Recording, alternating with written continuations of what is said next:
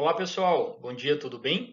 A gente inicia hoje com vocês a parte do macho. Então, até o momento ali a gente conversou vários pontos com relação ali à reprodução da fêmea. Nós conversamos com vocês desde o início do ano sobre anatomia, histologia, fisiologia do sistema reprodutivo da fêmea, assim como o exame ginecológico e as patologias que estão envolvidas ali no sistema reprodutivo das fêmeas. Hoje a gente conversa com vocês sobre anatomia, histologia e fisiologia referente à reprodução, né, o sistema reprodutivo do macho. E aí nas futuras aulas a gente conversa sobre exame andrológico e aí finaliza com as principais patologias que envolvem o sistema reprodutivo dos machos, tá? Vocês vão perceber que a parte do macho ela é mais enxuta, ela é mais curta o conteúdo e ao mesmo tempo é um pouquinho mais fácil a compreensão. Por exemplo, a gente não vai conversar com você sobre dinâmica folicular no macho, sobre ondas foliculares, que talvez seja a parte mais complicadinha de entender, tá bem? Essa parte da anatomia e da histologia, a gente vai gastar um pouquinho mais de tempo, mas em menos slides. Até o nosso primeiro slide ali, ela é uma ilustração anatômica do sistema reprodutivo do macho, até de um cavalo, do garanhão, mas ela vai acabar nos auxiliando a entender o sistema reprodutivo, a parte anatômica de todas as espécies.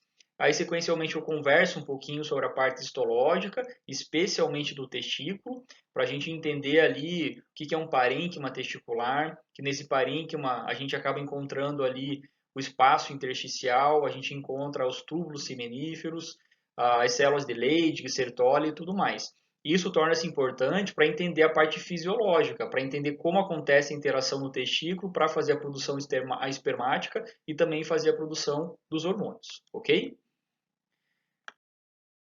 Então vamos lá. Então é essa imagem que eu havia comentado com vocês, que a gente vai acabar gastando um pouquinho de tempo, né? Então, de forma geral, da mesma forma do que na fêmea, o macho ele também tem órgãos reprodutivos internos e externos. Os externos a gente conhece, né? Então ali teria a porção do pênis do prepúcio, especialmente o testículo envolto por seu escroto e seus envoltórios testiculares, um pouquinho mais acima o cordão espermático e aí talvez a gente acabe entrando nas estruturas mais internas. Basicamente, o que qualquer reprodutor tem internamente são as glândulas anexas. Toda vez que a gente falar sobre glândula anexa, a gente tem que entender que a função dessas glândulas é fazer a produção da fração líquida do ejaculado. Então, qualquer ejaculado tem uma fração líquida e uma fração sólida. A fração sólida são os espermatozoides e a fração líquida a gente chama de plasma seminal. A fração sólida, que são os espermatozoides, quem faz a produção? Testículo. Tá? Isso aí não há dúvidas. Claro que sob influência hormonal, mas é a estrutura, é o órgão responsável em fazer a produção dos espermatozoides. Tá? Quem vai conduzir esses espermatozoides até o ducto ejaculatório, o local que vai iniciar a ejaculação, digamos assim, é um ducto que vocês conhecem, chamado ducto deferente. Esse ducto deferente ele sai da cauda do epidídimo e vai acabar desembocando lá em cima na uretra. E muito próximo aonde desemboca o ducto deferente, também vai acabar desembocando os ductos inerentes a essas glândulas, né? A essas glândulas anexas. E quem são essas glândulas anexas? Com certeza a próstata, né? Todos já ouviram falar sobre. É, os reprodutores eles também podem ter ali as glândulas bulboretrais, as vesículas seminais ou glândula vesicular, né? Tanto faz, e a ampola. Tá? Daqui a pouquinho a gente acaba demonstrando e orientando aonde se encontram essas glândulas aí que eu acabei comentando com vocês, tá bem? Então, a gente vai acabar retratando para vocês aí cada estrutura, né? Então, vamos lá. Então, já ficou claro que tem estruturas internas, externas e por aí vai. Então, a gente vai começar externamente aqui, ó, a falar sobre essa estrutura aqui, que é o escroto. Daqui a pouquinho vem maiores informações com relação a esse escroto, porque ele participa do processo de termorregulação. Então, é importante que a gente entenda que o testículo ele tem que trabalhar abaixo da temperatura corpórea para que ele consiga fazer a produção dos espermatozoides. Então, aqui na região do escroto, querendo ou não, é pele. Então, é formado por epiderme e derme, pode ter glândulas sebáceas, sudoríparas, pode ter, inclusive, folículos pilosos. Em alguns reprodutores, a gente vê, né, tipo ruminante, que tem o pelo ali ao redor do escroto. No caso do garanhão, a gente quase não vê a presença de pelos. Isso tem correlação direta também com o processo aí de termorregulação, tá? É muito íntimo a esse escroto, que é a pele, existe uma primeira túnica, chamada túnica dartos. A gente tem que dar atenção à túnica dartos, porque a túnica dartos é um tecido, perdão, fibromuscular. Por ser musculatura, pode contrair ou pode relaxar. E como está muito íntimo, muito colado, digamos assim, à pele, quando essa musculatura relaxar ou contrair, ela acaba refletindo também na questão da pele. Então a pele pode acabar relaxando ou pode acabar contraindo devido a essa túnica dartos que está ligada intimamente com a pele. Se houver contração dessa túnica dartos, a pele tende a ficar mais espessa. Se houver relaxamento, a pele fica mais fina.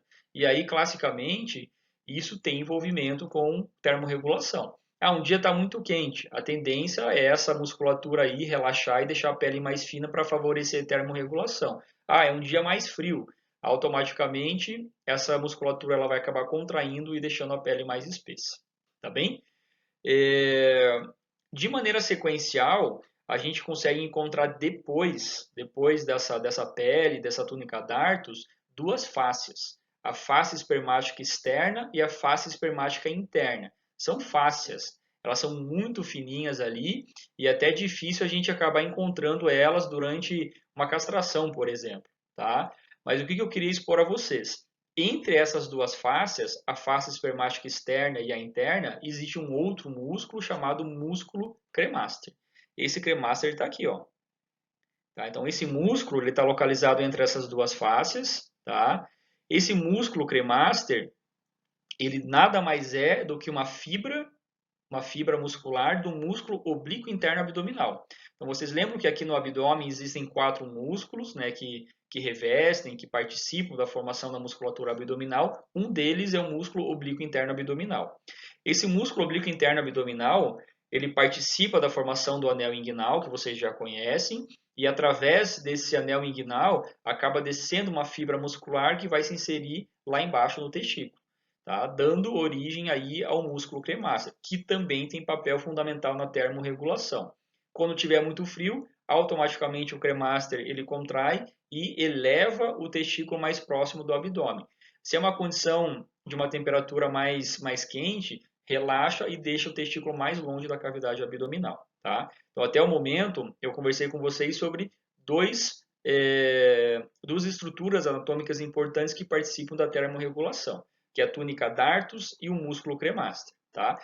Querendo ou não, falei também a vocês ali sobre as glândulas sudoríparas que se encontram na pele, elas também podem participar da termorregulação. Ok? Então, o foco, nós estamos falando sobre o escroto é pele, falamos das faces, espermática interna e externa, e agora acaba vindo a túnica vaginal. Tá? A túnica vaginal nada mais é do que um prolongamento do peritônio parietal.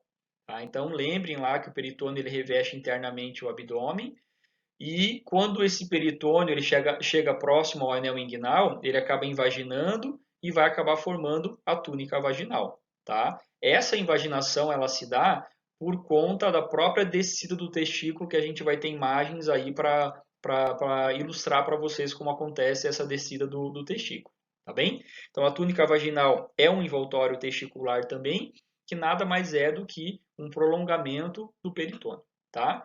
Tirando isso, aí sim vai chegar na região do testículo.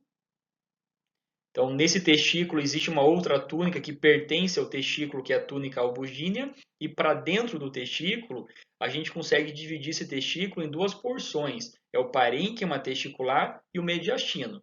Já falando sobre funções, o parênquima é responsável em fazer produção do quê? De hormônios e também dos espermatozoides. Em contrapartida, o mediastino ele tem uma função de transporte. É ele que vai transportar os espermatozoides até o epidídimo e depois seguir o seu curso normal. Tá? Maiores detalhes daqui a pouquinho quando eu for falar sobre a parte histológica. O que eu gostaria de falar para vocês agora com relação a testículo? sobre posição anatômica e localização anatômica, né? Até parecem sinônimos, mas quando eu falo de posição, é a posição do testículo dentro do escroto. E quando eu for falar sobre localização anatômica, é a localização do conjunto. É escroto, envoltórios testiculares e testículo com relação realmente ali ao abdômen. Você está mais cranial, mais caudal, mais inguinal, mais perianal e por aí vai. Tá?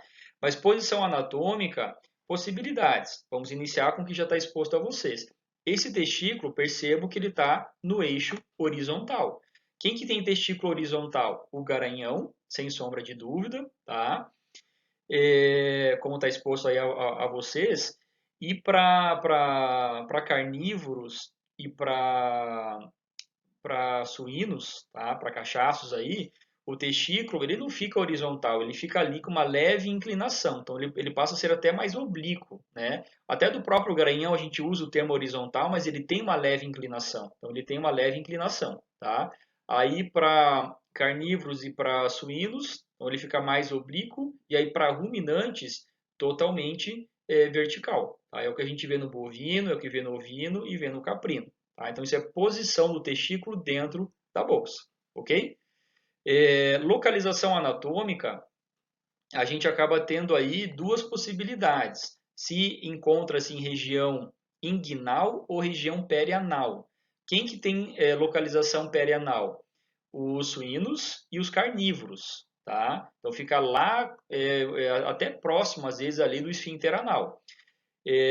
Garanhões e ruminantes, a localização é inguinal, ok? Então são só localizações anatômicas mesmo, tá bem? Então, sobre testículo, daqui a pouquinho, maiores informações aí para vocês, que com certeza é a principal estrutura anatômica, tá? Então, falamos aqui sobre o escroto, falamos sobre o testículo, e aqui nós temos uma outra estrutura chamada epidídimo. Então, esse epidídimo, ele é formado por cabeça, corpo e cauda, ok? Região de cabeça e de corpo, a função é fazer maturação dos espermatozoides que foram produzidos pelo testículo. Então, há produção lá no parênquima testicular, ocorre o transporte pelo mediastino que pertence ao testículo e vai chegar na cabeça e no corpo. Chegando na cabeça e no corpo, vai ter um processo de maturação. Que tipo de maturação especialmente? É ali que vai adquirir motilidade e capacidade fecundante. Então, são esses dois pontos principais que acabam ocorrendo aí na cabeça e no corpo, tá? A função da cauda do epidídimo é fazer ali o processo de armazenamento. Então, qualquer espermatozoide que esteja localizado na cauda do epidídimo, ele já está apto à fecundação, ele já está prontinho, porque a função do epidídimo é fazer o armazenamento, tá bem? Vamos só apagar aqui. E aqui para cima, né, então a gente vê que tem uma estrutura aqui, ó, então nessa região aqui, isso aqui acaba formando o cordão espermático. O cordão espermático, sem sombra de dúvida, ele vai ter o ducto deferente e vai ter também o músculo cremaster que você já conhece. O ducto deferente, a gente não consegue ver ele 100%, ó, ele está saindo aqui e está subindo. Então, isso aqui é o ducto deferente, que vai subir, subir, subir, e vai acabar desembocando na região da uretra. Tá bem?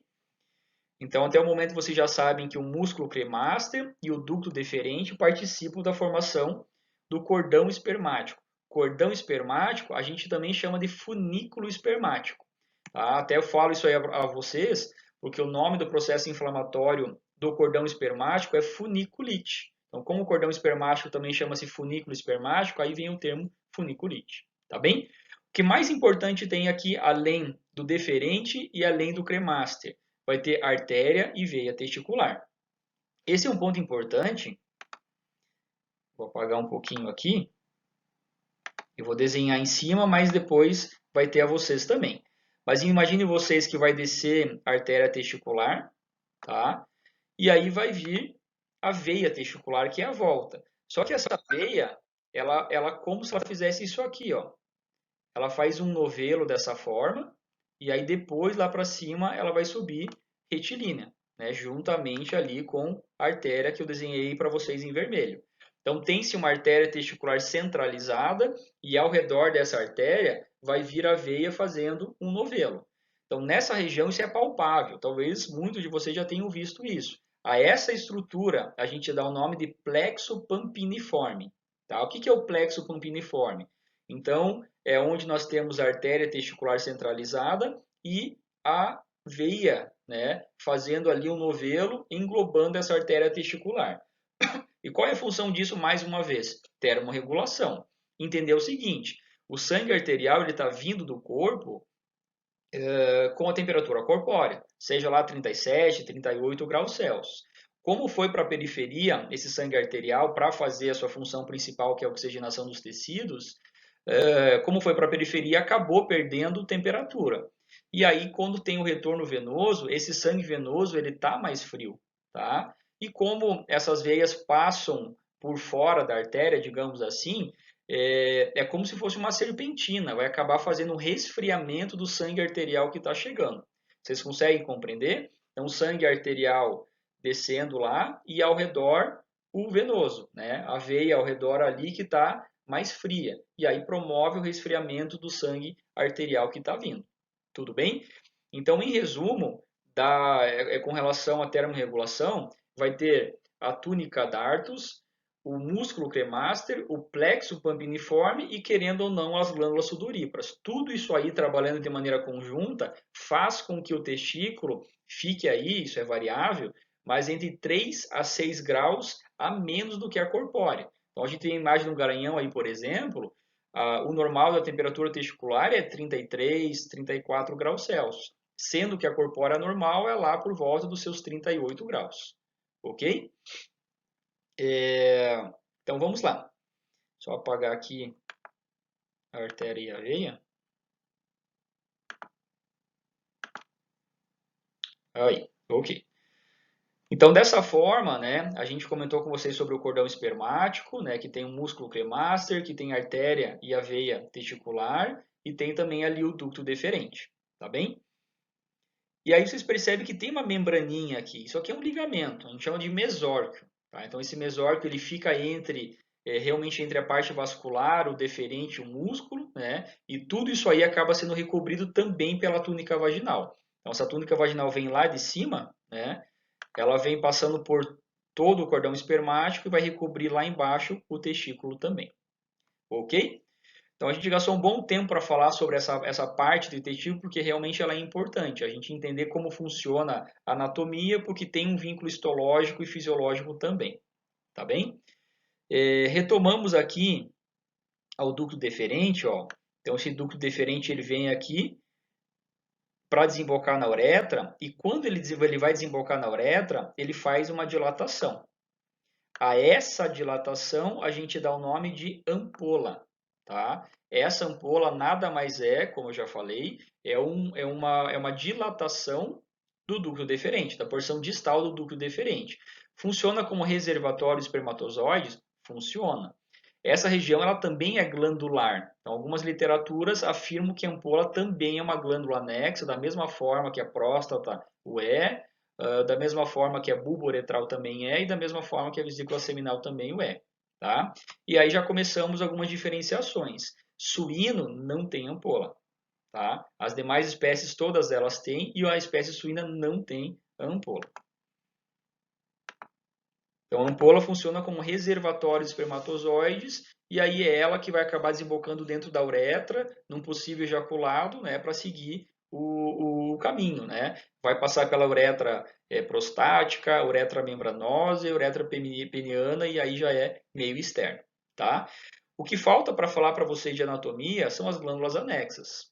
Principal glândula que a gente mais ouve falar, próstata. Todas as espécies têm próstata. Todas as espécies têm próstata, tá bem?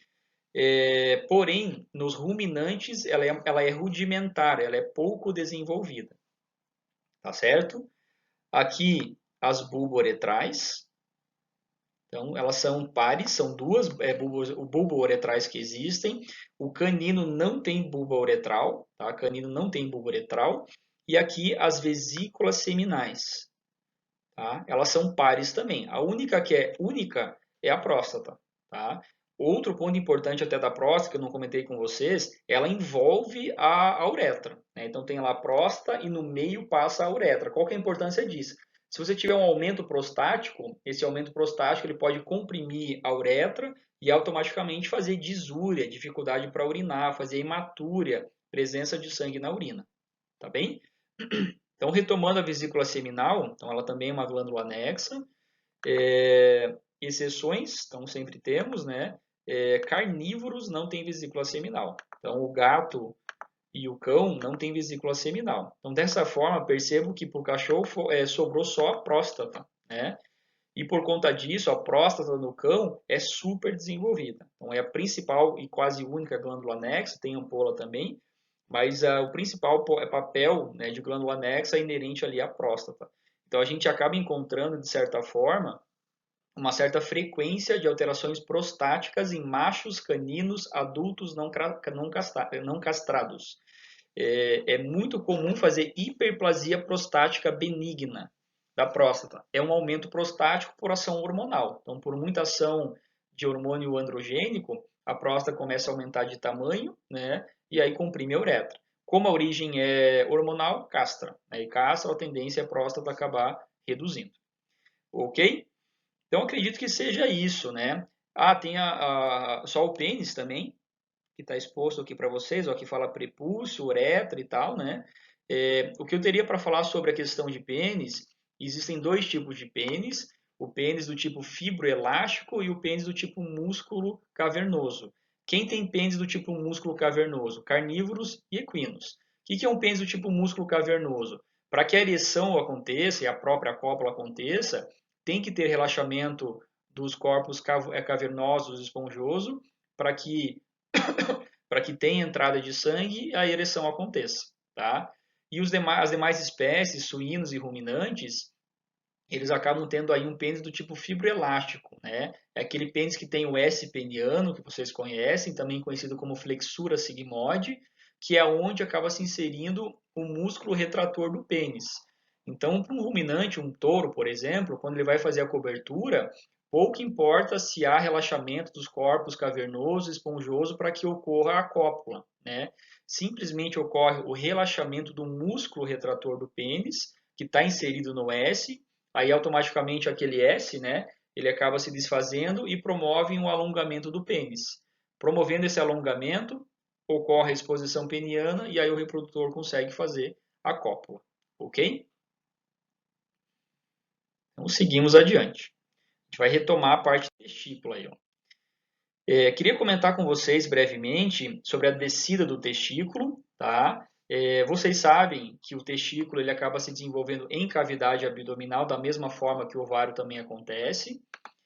Caudal ao rim. Não está aparecendo para vocês, mas é como se o rim estivesse aqui. Tá? Aí caudal ao rim tem o testículo e essa estrutura é de suma importância. Essa estrutura chama-se gubernáculo. É um ligamento, praticamente. Ele está inserido no polo caudal do testículo e está inserido dentro do escroto. Tá? Esse gubernáculo ele vem encurtando, encurtando, encurtando, até que passe pela região do anel inguinal e leve o testículo para dentro do escroto. Tá? Esse mecanismo que eu estou comentando com vocês, ele ocorre durante a gestação para a maior parte das espécies, para ruminantes e para suínos, e para carnívoros, especialmente para equinos, a descida do testículo ela acaba ocorrendo pós-nascimento.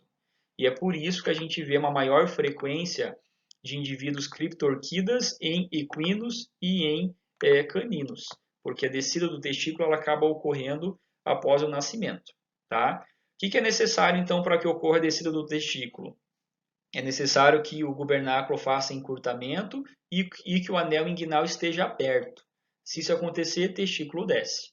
E é justamente nessa descida, então não esqueçam que aqui dentro, ó, aqui tem peritônio. Então, imagine que o peritônio estava aqui, ó, até cobrindo o anel inguinal, mas quando o gubernáculo começar a tracionar, automaticamente desce o peritônio e vai acabar formando a túnica vaginal que eu comentei para vocês anteriormente. Ok? Vamos dar sequência. Essa imagem é interessante, né? A gente não vai gastar muito tempo nela, mas só para mostrar para vocês o que já foi falado. Então aqui fora escroto, né? Epiderme e derme. Bem coladinho ao escroto vai ter a túnica dartos, tecido fibromuscular, tá? Face espermática externa, face espermática interna e entre as fáscias, músculo cremaster. Ó, o cremaster está aqui. Ó. E vocês percebam que esse cremaster ele vem lá de cima, ou seja, vem do músculo oblíquo interno abdominal. Então a gente percebe que o músculo cremaster nada mais é do que um prolongamento do músculo oblíquo interno abdominal. Aí aqui em azul, vou usar em azul mesmo, ó, isso aqui é a túnica vaginal, que é um envoltório testicular super importante. Ó. Então essa túnica vaginal ela é um prolongamento do peritônio, vem lá de cima. É essa túnica vaginal que quando a gente faz a incisão, aí faz a exposição do testículo durante uma orquiectomia. Então é importante, a gente deve fazer a incisão na túnica vaginal para facilitar a castração. Existem castrações orquiectomias que elas são fechadas, que a gente indica não fazer a abertura da túnica vaginal se tiver neoplasia envolvida. Tá? Mas de praxe a gente acaba fazendo aí realmente a incisão da mesma. Ó, isso aqui, ligamento escrotal. Quem que é o ligamento escrotal? É aquele gubernáculo. Lembra do gubernáculo que tracionava? Então ele vai encurtando, encurtando e acaba formando depois o ligamento escrotal.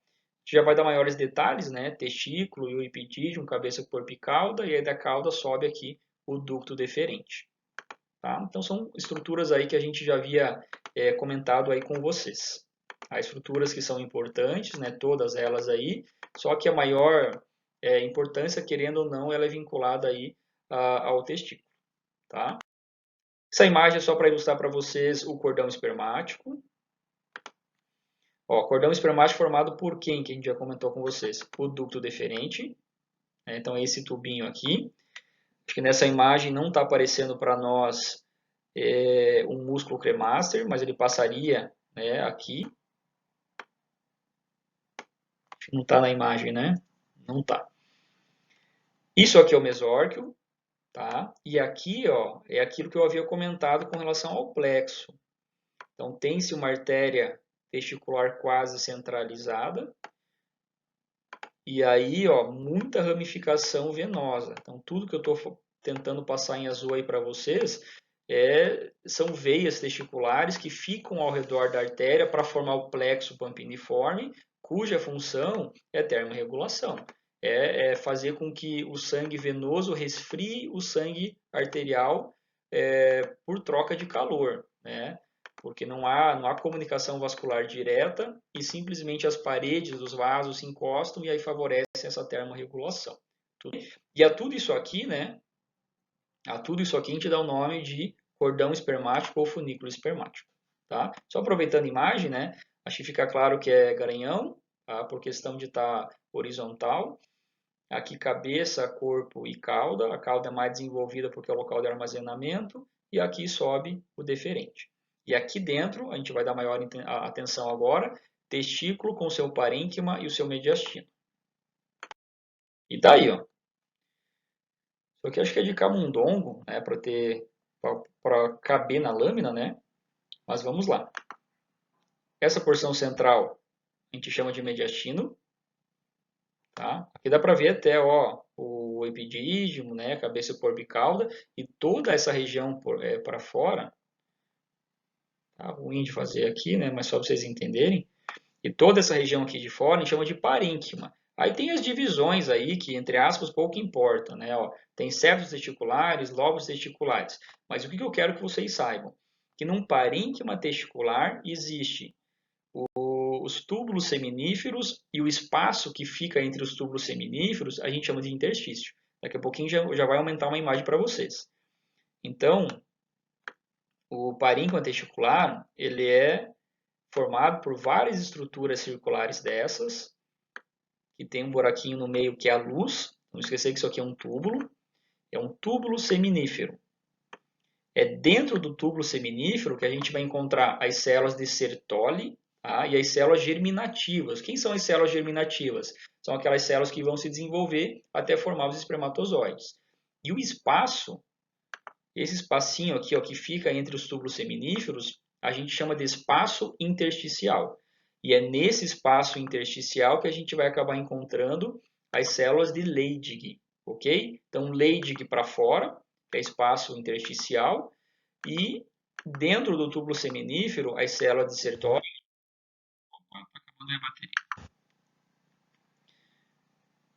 E dentro do túbulo seminífero, a gente vai ter as células de Sertoli e as células germinativas. Ok? Acho que é isso aí. Então vamos passar adiante aí.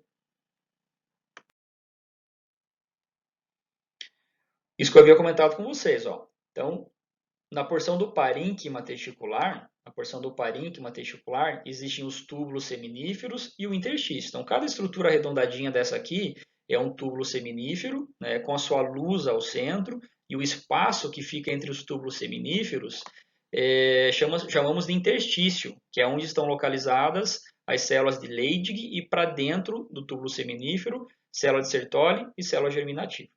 Ok? Acho que é tranquilinho isso, né? Aqui a gente tem só um aumento de um túbulo seminífero, ou melhor, de um parênquima testicular, onde a gente vê pedaços de túbulos seminíferos, que está exposto aqui para vocês. E esse espaço que fica entre os túbulos seminíferos, a gente chama realmente de interstício. E é nesse interstício que a gente acaba encontrando essas células alongadas aqui, ó, que são as células de Leydig. E dentro do tubo seminífero vão ter as células de Sertoli, que tem aspecto triangular, tá? Piramidal, tanto faz, e também as células germinativas.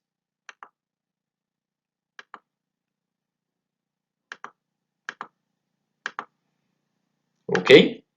Então não esqueça que nós estamos dentro do parênquima testicular. O mediastino, eu não vou dar maiores informações histológicas a vocês, mas entendo que o mediastino que pertence ao testículo, a função é transporte. É transportar os espermatozoides que serão produzidos dentro do túbulo seminífero. Tá certo? Isso aqui é um ponto que ele é importante, é um pouquinho ruim da gente entender, mas isso aqui é um corte de um túbulo seminífero, tá? Essa porção é como se fosse isso aqui, ó. A gente vai ter que desenhar bem grande aí, ó. É como se fosse algo assim, ó. Tudo isso aqui que eu estou tentando representar para vocês é um pedaço de um túbulo seminífero. E aqui no meio é a luz. E nessas porções aqui, ó, a gente vai acabar encontrando células. Tá? E exatamente isso aqui que eu estou representando para vocês, ó, isso aqui é o núcleo da célula de Sertoli. É o núcleo da célula de Sertoli. O que a gente percebe? Que entre as células de Sertoli, como se tivesse uma outra célula de Sertoli aqui, ó, havia comentado também com vocês que elas têm um aspecto mais piramidal, mais triangular, né? Ó, a base dela aqui e formando aí o triângulo, tá? Ela está aqui, ó. Ok? Tudo que está em cinzinha aqui para vocês é o citoplasma de uma célula de Sertoli.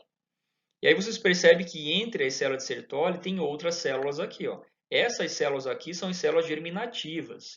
Então são as espermatogônias A, espermatogônias B, aí mais evolução espermatócito e por aí vai, que daqui a pouquinho a gente comenta com vocês. O que é importante disso? Essas células de Sertoli, as membranas plasmáticas das células de Sertoli, elas se juntam de tal maneira a formar um compartimento diferenciado, tá? A isso a gente dá o nome de barreira hematotesticular. Barreira hematotesticular. O que é essa barreira? Nada mais é do que a junção das células de Sertoli intimamente, tá? Para impedir, isso é importante, para impedir que o sistema imunológico acabe identificando os espermatozoides como corpo estranho, tá? Tentar lembrar. No caso da fêmea, todos os oócitos que se encontram dentro lá do ovário, dos seus folículos, são oócitos diploides, são 2N, tá? Da mesma forma que as demais células somáticas do organismo também são. Então não tem como o sistema imunológico identificar como corpo estranho algo que tem a mesma carga genética, tá bem? Porém, no caso do macho, a meiose ela acaba ocorrendo dentro do testículo. A gente viu que na fêmea o óvulo ele só vai sofrer meiose quando estiver dentro do folículo pré-ovulatório, bem próximo à ovulação. Ou seja, o ovário ele não armazena células haploides, tudo bem? Ao passo que o testículo faz. Então está cheio de célula haploide que já fizeram suas divisões,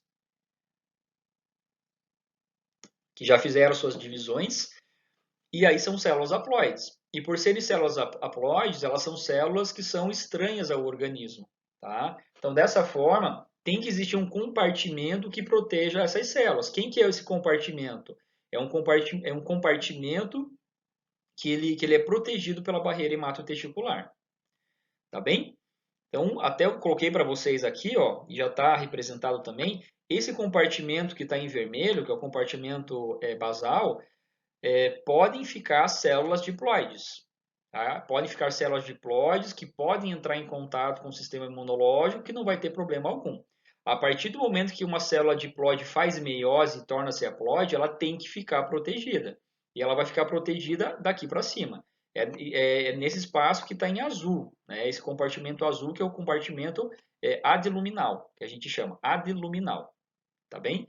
É nesse compartimento aqui que as células haploides elas ficam protegidas do sistema imunológico. O sistema imunológico não consegue chegar até essas células e promover a destruição das mesmas, tá? E tudo isso aí tem envolvimento com a barreira hematotesticular. Qual é a função da barreira hematotesticular? A função dela é fazer a proteção das células germinativas que já sofreram a meiose. Se elas já sofreram a meiose, elas são células haploides. Então, essa é a função da barreira hematotesticular. Ok? Vai falar de fisiologia, tá? É bem breve aí a fala. Então, primeiramente, a função do testículo, ela tem uma função de espermatogênese, né, que é produzir espermatozoide, que são os gametas, e tem uma função hormonal, que é produzir andrógeno, que é a testosterona e a dihidrotestosterona, tá? Então, de maneira geral, essa é a função do testículo, tá? E não esqueçam que essa função é inerente ao parênquima testicular, porque o mediastino só faz transporte. Isso aqui é de suma importância, né? A gente não vai dar maiores detalhes porque já foi bem falado que para que o testículo consiga exercer a sua função, a termorregulação ela deve acontecer. Ponto importante. A termorregulação ela é importante para a produção de espermatozoides. A termorregulação ela não influencia a produção hormonal, tá? Por que eu falo isso? Um paciente que ele é criptorquida, que tem o testículo dentro do abdômen, o testículo que está dentro do abdômen, ele não consegue produzir espermatozoides, mas ele consegue produzir hormônio. Tudo bem? Isso é importante que vocês saibam, né? Quem for trabalhar com caninos, equinos ou qualquer coisa do tipo, vai se deparar com paciente criptorquida. E sempre a recomendação para paciente criptorquida, a gente vai falar nas futuras aulas, é fazer castração. Testículo dentro do abdômen continua produzindo hormônio e tem potencial para virar neoplasia, para fazer um câncerzinho ali de testículo. Tá? Isso já foi falado, né? Que na pele existem receptores de temperatura, glândulas sudoríparas e a túnica dartos, músculo cremaster e plexo pampiniforme. Tudo isso aí somado é importante para que ocorra a termorregulação, para que o testículo trabalhe abaixo da temperatura corpórea, entre 3 a 6 graus Celsius a menos. Tá bem? Pessoal, havia acabado a bateria aqui, acho que a gente vai conseguir retomar, tá bem? Então, a gente estava comentando com vocês que o hipotálamo faz a produção do GNRH, da mesma forma que acontecia na fêmea. Esse GNRH vai acabar influenciando a hipófise, que vai fazer a produção de FSH e LH. E tanto o FSH como o LH, eles são ditos como gonadotrofinas. Né? Eles têm atração pela gônada, que nesse caso, no macho, é o testículo. Tá? Esses hormônios, quando chegam até o testículo, vão acabar influenciando o testículo, especialmente o LH, a fazer a produção de hormônio. E esse hormônio, testosterona. Função dessa testosterona, ela vai fazer a espermatogênese, ela vai participar da espermatogênese e assim como ela vai acabar também dando caracteres secundários de macho. Isso vai para a circulação sistêmica também. Tá bem? Bom, então nós temos um esqueminha aqui, ó, onde tem o hipotálamo, que vocês já conhecem, que vai fazer a produção do GNRH, que acaba influenciando a hipófise a produzir FSH e LH. Tá? Então, não esqueçam ali que a porção da hipófise é adeno-hipófise. Beleza? LH e FSH chegam lá até o testículo. Lembre que lá no testículo tem o parênquima testicular. No parênquima testicular tem os túbulos seminíferos e o interstício. No interstício tem as células de Leydig, que são essas células que são influenciadas pelo LH e são as células de Leydig que fazem a produção de testosterona. Ponto importante. Tá? Sob influência do LH, a Leydig vai lá e produz testosterona. E é essa testosterona que vai acabar entrando dentro do túbulo seminífero para fazer a espermatogênese. Aí só um detalhezinho que é importante, existe uma proteína chamada ABP, que é a proteína ligante de andrógeno. Quem que faz a produção dessa ABP? É o túbulo seminífero, é a célula de Sertoli que faz a produção da ABP. Essa ABP que é produzida dentro do túbulo seminífero, ela vai para fora do túbulo seminífero, pega a testosterona de fora e manda para dentro do túbulo seminífero, para fazer o processo de espermatogênese. Tudo bem? Só apagar aqui.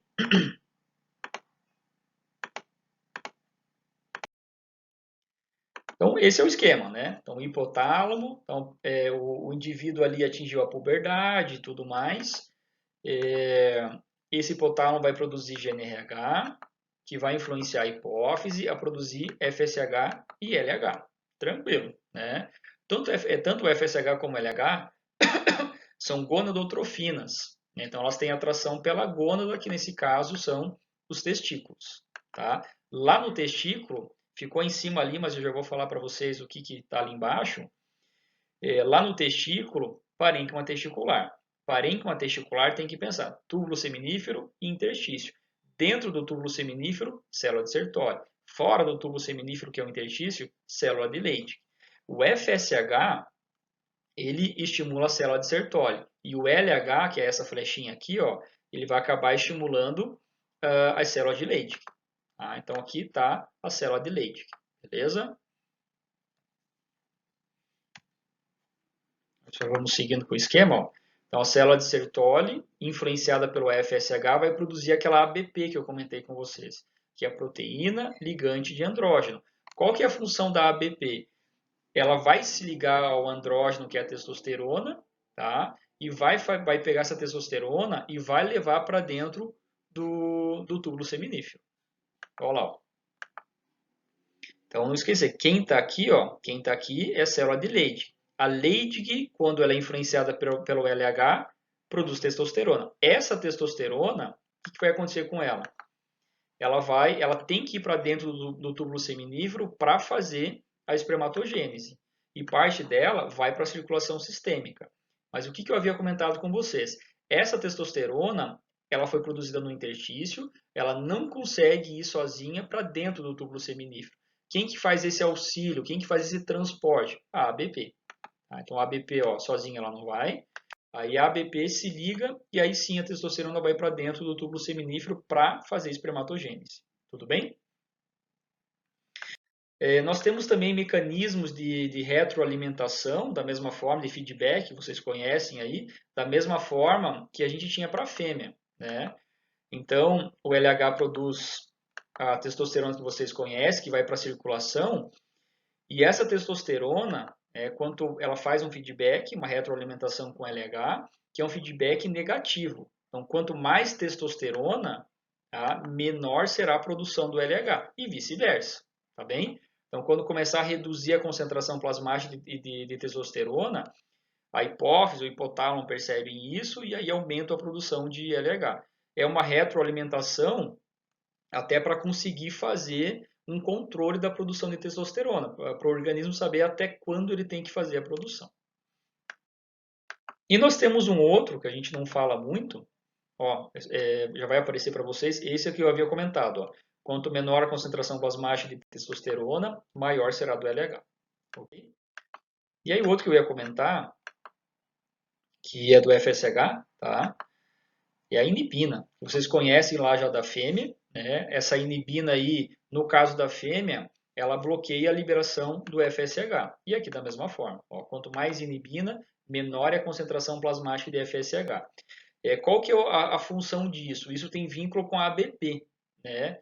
Então, se não tiver FSH para estimular a sertólise a produzir ABP, né, automaticamente ali o organismo entende, né, e aí vai lá e libera mais FSH ou vice-versa, tá? Então, são retroalimentações, da mesma forma que tinha na fêmea, e essas duas retroalimentações, elas são negativas, né? Então, quanto mais lá inibina, menor vai ser a produção do FSH, e aí vice-versa.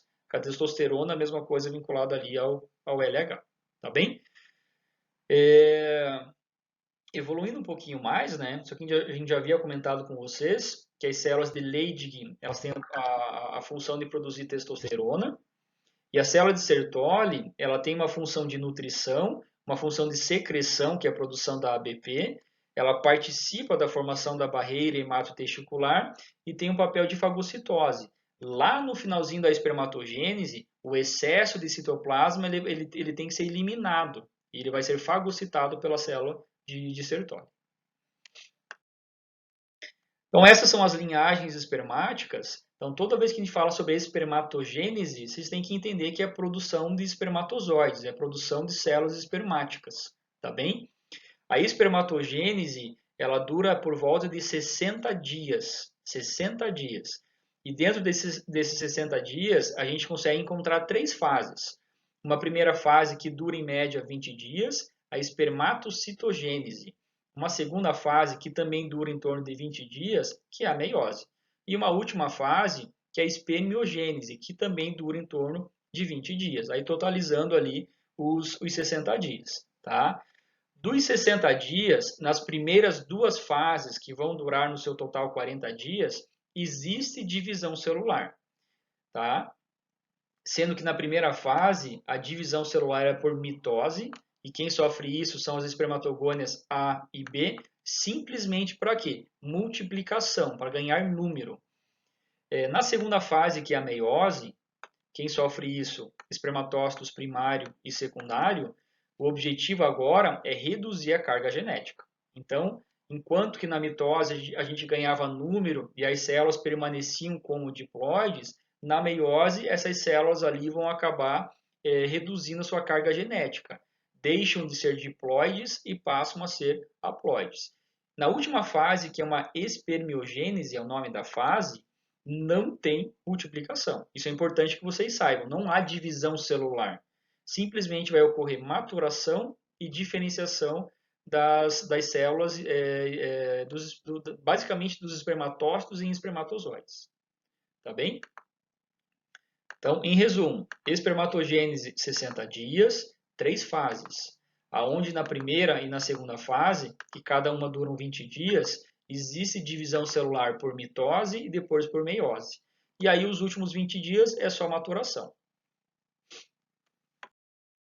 Aqui é só uma representação para mostrar a vocês, né, que inicialmente tem uma célula filha, né, inicial ali, uma espermatogônia A, que ela vai se multiplicando, multiplicando, multiplicando, até formar ali os espermatozoides. Tá bem? Daqui a pouquinho fica mais para vocês. Aqui é só uma outra ilustração para mostrar a vocês a barreira hematotesticular. Então aqui nós temos uma célula de Sertoli, que está dentro de um túbulo seminífero, com seu formato mais piramidal, né? Aqui nós temos uma de Sertoli, e vejam que aqui a gente tem mais uma célula de Sertoli. Aqui, núcleo da célula de Sertoli. E percebam que entre as células de Sertoli, a gente tem aqui células em desenvolvimento. Essas células aqui em desenvolvimento são as células germinativas que a gente comentou com vocês. Tá?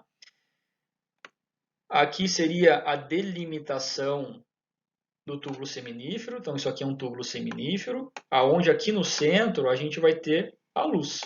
Então, a espermatogênese ela acontece da periferia em direção à luz. As linhagens mais novas a gente vai acabar encontrando aqui. É aqui que tem espermatogônia A, que vai virar espermatogônia B, que vai virar espermatócito primário e secundário, e quando virar espermatozoide, está aqui. Ó. Quando virar espermatozoide já está na luz. Quando cair na luz do túbulo seminífero, já é transporte. Isso aí vai cair lá no mediastino, do mediastino vai para o epidídimo, para sofrer maturação final e armazenamento. Ok? E não esquecer que nesse túbulo seminífero, a gente encontra a barreira hematotesticular, que a função é proteger as células que já sofreram a meiose, protegê-las, né, do sistema imunológico. Vou apagar aqui. Aí. Então, temos lá, ó, a espermatogônia A, ela vai virar espermatogônia A de novo para manter população e vai formar uma espermatogônia B, tá? Essa espermatogônia B, por mitose, ela vai virar espermatócito primário. Quem que fez o estímulo para que a espermatogônia A fizesse uma célula idêntica a ela e uma célula que vai seguir a espermatogênese? Quem fez isso? A testosterona. Então, é o hormônio responsável em estimular a espermatogênese. Da onde veio a testosterona? Ela acabou vindo lá da célula de Leydig. A célula de Leydig, quando ela é influenciada pelo LH, ela vai lá e produz a testosterona para promover a espermatogênese. Tá? Então, percebam que inicialmente a divisão celular é a mitose, então por mitose virou espermatogônia B e por mitose virou espermatócito primário. Quantos dias ocorreram aqui? 20 dias, ok? Esse espermatócito primário, agora por meiose, vai virar espermatócito secundário. E esse espermatócito secundário também por meiose, vai ficar escondido ali, mas acreditem, ele vai acabar virando uma espermátide, ok? Então, espermatócito primário virou secundário, secundário virou espermátide. Mais 20 dias, tudo bem? Qual que é a diferença? Aqui na mitose, o nosso principal objetivo era fazer multiplicação, tá? Fazer multiplicação para ganhar número. Aqui na meiose, o principal objetivo é tornar-se uma célula haploide. E aí, nos nossos últimos 20 dias, vai acabar ocorrendo, olha lá, ó, maturação e diferenciação para que realmente o espermatozoide ele se forme. Entendam, nos últimos 20 dias, que a espermiogênese é o nome da fase, não tem divisão celular. Só tem realmente um processo de maturação e diferenciação. Todo esse processo, quanto tempo dura? 60 dias. Tá? E aí, para finalizar, né, essa espermogênese que a gente fala para vocês, que são as espermátides que sofrem, então, entender que nos últimos 20 dias, as espermátides vão sofrer espermiogênese para se tornarem espermatozoides. Só diferenciação e maturação. Entendo que o espermatozoide é uma célula como qualquer outra. Tem membrana plasmática, tem núcleo e tem citoplasma. No citoplasma está repleto ali de organelas citoplasmáticas. E são essas organelas que vão acabar se diferenciando e formando estruturas que são importantes para o espermatozoide. E quem são as principais? Está aqui, ó. O complexo de Golgi, que é uma organela citoplasmática importante, ele é responsável em fazer a produção de grânulos acrossômicos e forma a vesícula acrossômica. Tá?